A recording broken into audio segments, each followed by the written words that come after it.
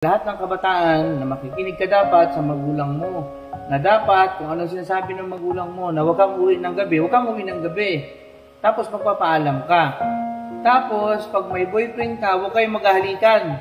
Muna, habang bata pa. Huwag muna kayong matulog na magkatabi kasi baka mabuntis ka ng maaga.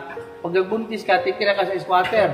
Tapos wala kayong pera, walang pagkain. Tapos ang asawa, nang bubugbog, nagda-drugs, nagiinom.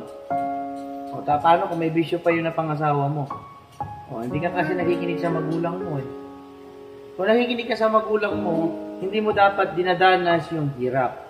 Kaya yung mga kabataan dapat makinig sa mga magulang. Makinig kayong mabuti sa inyong mga magulang, ha? Kasi para hindi ka maghirap.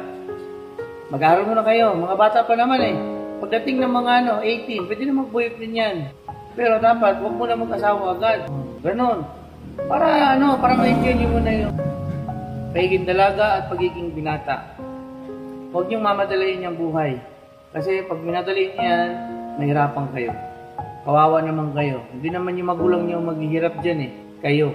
Kayo magdudusa. Kasi baka yung mapapangasawa ninyo, wala namang hanap buhay.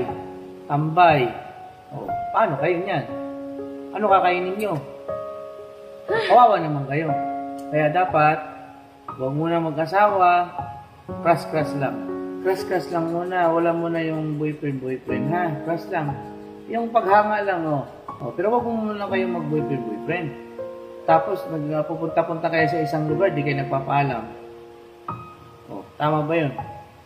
Huwag munang ulitin yun. Ba't ako? Kay Krisa, hindi naman Ba't ako? Sa mga kabataan nyo natin, hindi kayo... Nagbibideo lang ako dito eh. Hindi lang si Krisa. April naman. Hindi sa kanya yun. Hindi para sa kanya yun.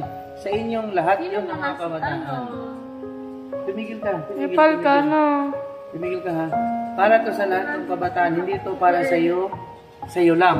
Sa lahat ng kabataan na makakapanood dito, sino si Sam? Bigan ko. Samuel. Oh. Ilang taon na yun si Samuel? Hindi ko alam.